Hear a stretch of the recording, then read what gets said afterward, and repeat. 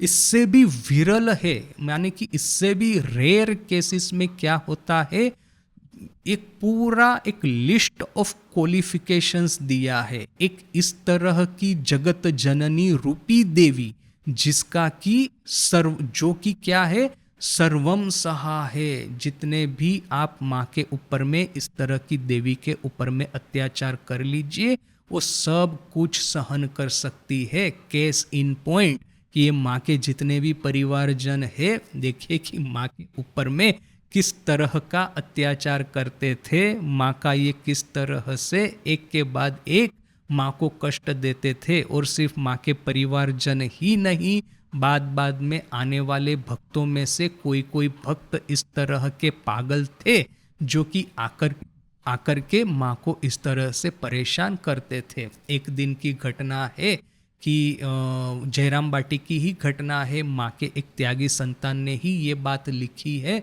वो कहीं पे काम के लिए कहीं बाहर गया होगा घर से, तो माँ के घर में वापस आके देखा तो माँ बार बार पानी से अपने पैरों को धो रही है।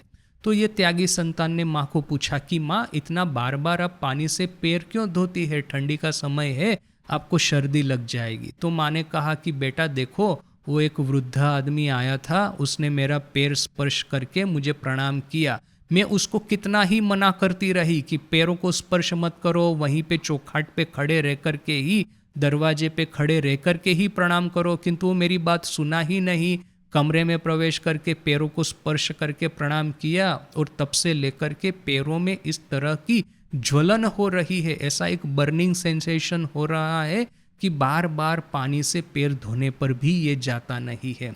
और फिर ऐसा कहने के बाद में माँ कहती है उसी त्यागी संतान को कि देखो, ये उद्बोधन में इतना ये लोग स्ट्रिक्ट है, वो गुलाब माँ वगैरह सब प्रणाम के समय खड़े रहते हैं, वो कोई गलत नहीं है। इस तरह के लोगों को मैं स्पर्श करने दूंगी अपने को, तो देखो यही हालत होगा।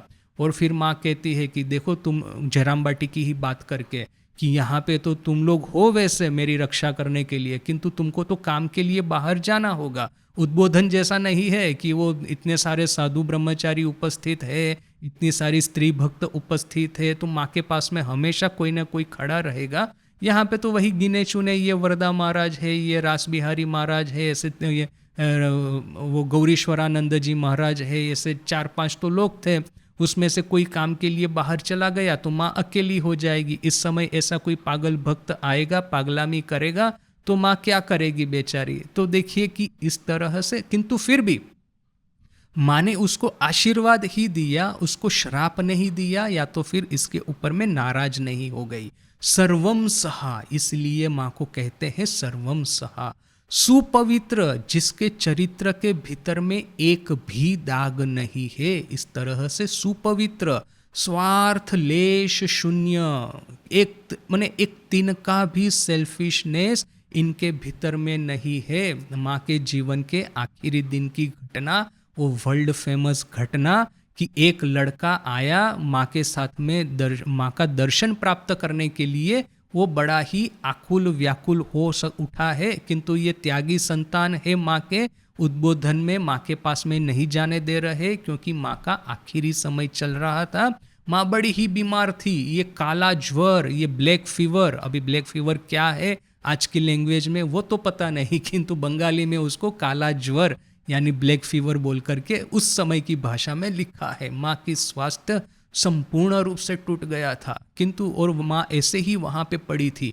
किंतु ऐसी अवस्था में भी माँ ने जब ये सुना कि बाहर में हल्ला गुल्ला हो रहा है, माँ ने बड़े ही क्षीण स्वर से पूछा किसी को कि अरे ये क्या हो रहा है। तो उत्तर मिला कि माँ, एक लड़का है आपको मिलने के लिए आया है, आपके दर्शन के लिए, किंतु ये जो साधु लोग हैं उसको आपके पास में नहीं आने दे रहे हैं, आपकी जो अवस्था है इसकी वजह से। तो माँ लेटी हुई थी, तो कष्ट करके मेहनत करके बैठी, वो बेड के ऊपर में उठ करके बैठी और कहा कि उसको मेरे पास में आने दो। और फिर माँ ने क्या कहा, ठाकुर क्या रसगुल्ला कहते ऐसे चिलेन, मैंने ठाकुर क्या रसगुल्ला खाने के लिए आए थे। ये संतानों को आशीर्वाद देने के लिए ही तो हमारा जन्म हुआ है। आखिरी समय में देह जा रहा है, उस समय भी इतना शारीरिक संताप के बीच में भी माँ उस लड़के को आशीर्वाद देती है, उसके साथ में वार्तालाप करती है, उसको दर्शन देती है। तो इसको कहते हैं स्वार्थ लेश शून्य, संसार संपर्क विरहितो, संसार संपर्क विरहितो, किसी भी तरह का सांसारिक संबंध इन लोगों के साथ में नहीं होने के बावजूद इनके ऊपर में इतना प्रेम है। एक वृद्ध महिला माँ का दर्शन करने के लिए आई। अभी उसने माँ के बारे में ऐसा ज़्यादा कुछ सुना नहीं था, ठाकुर के बारे में भी ऐसा ज़्यादा कुछ पता नहीं था, किंतु क्या है, ये सब एक ट्रेंड चलता है ना आज की लैंग्वेज में कि लोग वहाँ पे जाते हैं, मेरे पड़ोसी भी जाके आए तो मैं भी जाके आता हूँ। तो ऐसा बोल करके वो लोगों की देखा देखी में ये बूढ़ी महिला भी आ गई। अभी ना ही माँ के बारे में कुछ पता है, ना ही ठाकुर के बारे में। पहले तो उद्बोधन में प्रवेश किया, देखा इतने सारे यंग लड़के इधर उधर जा रहे हैं, काम कर रहे हैं, सब कार्यकलाप चल रहा है। अभी इसको ये भी नहीं पता कि ये सन्यासी है गेरुआ पहने वाले। तो जो भी है, यंग लड़कों को देखा, फिर ऊपर गई तो ये सब लड़कियां वगैरह, जो स्त्रियां वगैरह तो थी माँ की संगिनियाँ, तो उनको देखा।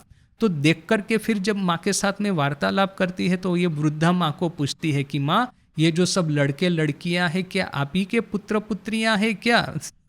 इस तरह से जब माँ पूछती है तो माँ तो कुछ बोले इससे पहले ये जो बाकी जो स्त्रियां थी और एक दूसरी डिवोटी, वो बड़ी नाराज होकर के कहती है कि आपको पता नहीं है क्या ठाकुर के बारे में, ये क्या सब उटपटांग बातें करती हो। तो ऐसा बोल करके उसको डांट दिया। किंतु जब वो वृद्धा चली गई तो माँ उसी स्त्री भक्त को कहती है कि हाँ, तुम तो कह ही सकती थी कि ये मेरे ही पुत्र पुत्रियां हैं, उसमें क्या है, गलत क्या है इसमें।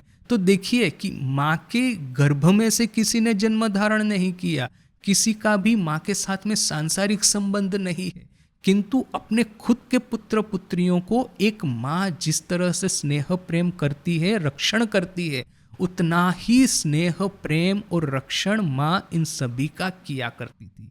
तो इसीलिए यहाँ पे लिखा है संसार संपर्क विरहित, किसी भी सांसारिक संपर्क नहीं है, इस तरह का जगत जननी कल्प देवी, ये साधारण देवी नहीं है, जगत जननी स्वयं है। इस तरह की देवी से ये जीवंत अनुप्रेरणा पूर्ण गुरु शक्ति ये प्रवाहित होकर के संतान को विशुद्ध ऐश्वरिक रसास्वादन से परितृप्त करती है। प्रत्येक शब्द में इतना पावर है। देखिए, जगत जननी कल्प देवी, ये देवी हम देखते हैं बहुत सारी देवी देवताएं होते हैं, किंतु उनके भीतर में एक एक शक्ति होती है। यहाँ पे किंतु ये जगत जननी रूपी शक्ति, यह कोई सामान्य या तो फिर एक सहज शक्ति नहीं है। रेयरली ही ये जगत जननी स्वरूप आपको देखने को मिलेगा। ये जननी सीता में, जननी राधा में हमको ये दिखा था, अभी ये जननी माँ शारदा में हमको ये दिखता है। उसमें से ये जीवंत अनुप्रेरणा पूर्ण गुरु शक्ति, ये कैसी गुरु शक्ति है? सामान्य गुरु शक्ति नहीं है, जीवंत अनुप्रेरणा पूर्ण है। इस अर्थ में कि माँ के साथ में रह कर के ही हमारे मन के जितने भी क्लेश है, जितने भी ये कुसंस्कार है, वह सब धुल जाएंगे। क्योंकि क्या है, माँ उनके पास में जितने भी संतान आते थे उनको ऐसा कोई कठोर तपस्या करने का या तो फिर इस तरह से साधना करने का उपदेश तो नहीं देती थी। माँ तो कहती थी कि सहज रूप से रहो, सहज सरल रूप से रहो। माँ, ये जो संसार का, जो माँ के संसार का जो कार्य है, वही कार्य सब करते जाओ और शांति से, आराम से आपको ईश्वर प्राप्ति होगी। देखिए, ये कुआलपाड़ा के जो लड़के थे जो कि माँ के पास में आते थे, या तो फिर ये जो बाकी त्यागी संतान जो कि माँ के पास में आते थे, ऐसा नहीं है कि उनके जीवन में आध्यात्मिक उपलब्धि ये ठाकुर के जो त्यागी संतान है उससे कम हुई होगी। ये नरेन है, राखाल है, लाटू है, शशि है, तारक है, निरंजन है, योगेन है, ये जो सब जगत प्रसिद्ध नाम है, ये सब उनकी ये जो आध्यात्मिक उपलब्धि थी, इससे माँ के संतानों की ये वरदा महाराज है, गौरीश्वरानंद जी है, रास बिहारी महाराज है, मुझे ऐसा नहीं लगता कि माँ के संतानों की आध्यात्मिक उपलब्धि ठाकुर के संतानों की आध्यात्मिक उपलब्धि से कम हो। किंतु साथ में ही आप इन दोनों के जीवन को आप कंपेयर करके देखेंगे, खास करके तपस्या को, तो ये डायरेक्ट डिसाइपल जो थे ठाकुर के, उन्होंने जो प्रचंड तपस्या की, ये कहाँ वो प्रव्रज्या करते करते पूरे भारत में घूमे थे, कहाँ वो वराहनगर मठ की तपस्या के सब कहानियाँ, कंपेयर टू दैट ये कोआलपाड़ा के लड़कों की तपस्या, वैसे उनकी तपस्या थी किंतु इतनी प्रचंड रूप से नहीं हमको दिखती थी। तो देखिए कि उपलब्धि तो सेम है किंतु इतनी प्रचंड तपस्या भी नहीं करनी पड़ी है। क्यों? क्योंकि माँ यहाँ पे जीवंत आध्यात्मिक शक्ति स्वयं थी। अब जीवंत आध्यात्मिक शक्ति के सानिध्य में आप जब दिन निकालते हैं तो आपको फिर अपने से ऐसी कोई तपस्या करने की आवश्यकता नहीं पड़ती। माँ का ये जो नाम स्मरण है, उनके जीवन की घटनाओं का यह जो स्मरण है, चिंतन है, पाठ है, स्वाध्याय है, श्रवण है, उसी से हमारा ज़्यादातर काम हो जाएगा। और इसीलिए मैं हमेशा कहता हूँ कि रामकृष्ण संघ में आध्यात्मिक जीवन कोई बहुत कठिन नहीं है। माँ के जीवन की घटनाओं को आप पढ़ते जाइए, पढ़ते जाइए, पढ़ते जाइए, इसी से हमारा जो अंतर मन है स्वच्छ और निर्मल हो जाएगा। ठाकुर ने जिस तरह से तपस्या करने को कहा, उसमें से यदि कुछ होता है तो ठीक है, नहीं होता है तो भी कोई दिक्कत नहीं। स्वामी जी ने जिस तरह से शिव ज्ञान जीव सेवा करने का कहा, वो भी यदि हुआ तो ठीक है, न हुआ तो भी कोई दिक्कत नहीं। जब तक हम माँ को पकड़ करके रखते हैं, माँ के चरणाश्रित होकर के रहते हैं, माँ की कथाओं का, माँ की कहानियों का, माँ के जीवन प्रसंग का सतत पाठ करते रहते हैं, तब तक हमको कोई बहुत बड़ा टेंशन लेने की जरूरत नहीं है। इसीलिए महाराज कहते हैं कि जीवंत अनुप्रेरणा पूर्ण गुरु शक्ति रूप में प्रवाहित होकर के संतान को विशुद्ध ऐश्वरिक रसास्वादन से परितृप्त करता है। यह जो माँ का प्रेम है वो।